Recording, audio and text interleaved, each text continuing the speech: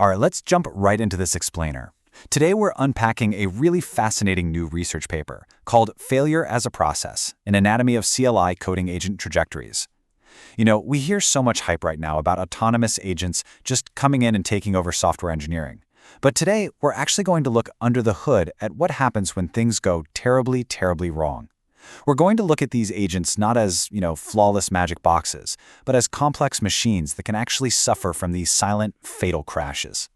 Think about it. We are handing over the keys to autonomous AI agents at an absolute breakneck speed. We're dropping these massive, large language models into terminal environments and just asking them to write code, debug complex systems, and independently navigate file directories. But, and this is a big but, their reliability is a massive blind spot for the whole industry right now. It raises the ultimate question: why do they really crash? Because it's not just a matter of the AI getting lazy or glitching out for a split second. Actually, as this research shows, there's a deep structural mechanism behind why these highly advanced models suddenly just hit a brick wall and fail to complete their tasks.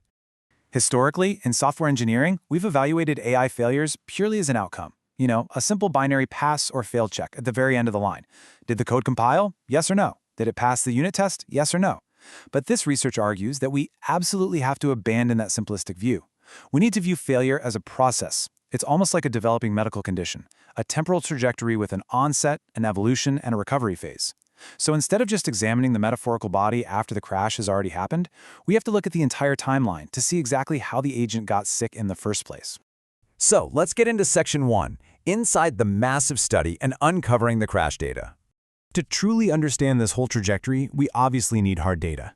And to figure out exactly how these agents fail, the researchers conducted the very first large-scale empirical study specifically on CLI coding agent failures. They started off by collecting 3,843 execution trajectories, and these were generated by 7 different frontier AI models working on a benchmark called Terminal Bench. But they didn't just dump all that noisy data into an analyzer and call it a day. They carefully, and I mean carefully, filtered it down to 1,794 complete and valid trajectories for manual annotation. This rigorous filtering step was absolutely crucial to ensure that the data represents true, uninterrupted agent behavior from start to finish. To put that into perspective, the sheer, staggering scale of this investigation is just wild. When we talk about manually annotating those 1,794 valid trajectories, we are literally talking about researchers analyzing over 63,000 individual execution steps. 63,000! Human experts had to meticulously comb through 63,000 specific moments where an AI agent made a decision, typed a command, or read a terminal output, just to map out the exact DNA of these failures. Honestly, that level of forensic detail is entirely unprecedented in this field. And just to prove this isn't some isolated glitch in one specific tool, they evaluated these trajectories across 3 different highly popular coding agent scaffolds. We're talking OpenHands, MiniSuite, and Terminus 2. By testing across multiple platforms like this, the researchers proved that the failure patterns they found are completely systemic. These aren't just quirky bugs in one specific software framework, no. They are fundamental flaws in how large language models currently operate when they're let loose inside terminal environments. Moving right along to Section 2, the anatomy of a crash and the 14 key findings. So from all that massive amount of data, the researchers derived 14 critical findings that all map onto a core temporal framework, basically the failure timeline. They found that every failure essentially follows 3 distinct steps. Step 1 is the onset. That's the exact moment things start going off the rails. Step 2 is the evolution, which is how that initial mistake compounds over time as the agent just keeps working. And step 3 is recovery, or as was much more commonly found in this study, the unrecoverable failure. By breaking the crash down into these 3 phases, we can finally perform a true autopsy on an AI crash and see exactly where it loses its grip on reality.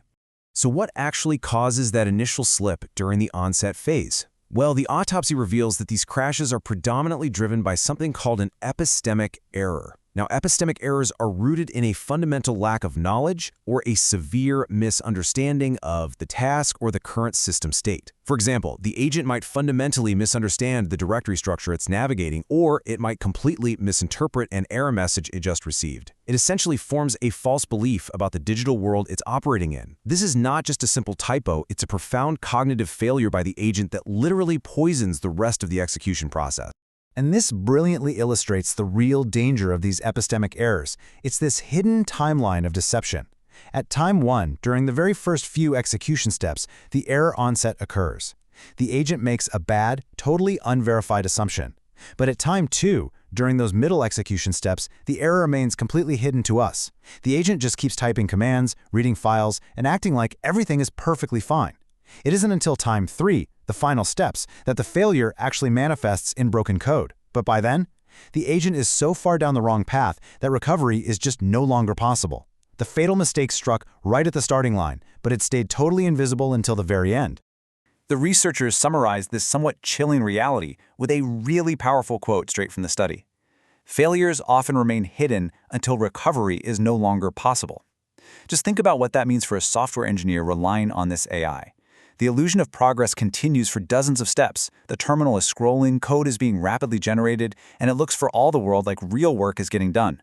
But the underlying trajectory is already doomed. Because the agent doesn't realize its foundational understanding of the environment is flawed, it can't self-correct. It just keeps building this towering house on a totally broken foundation. Which brings us to Section 3, intervening before it fails, the antidote.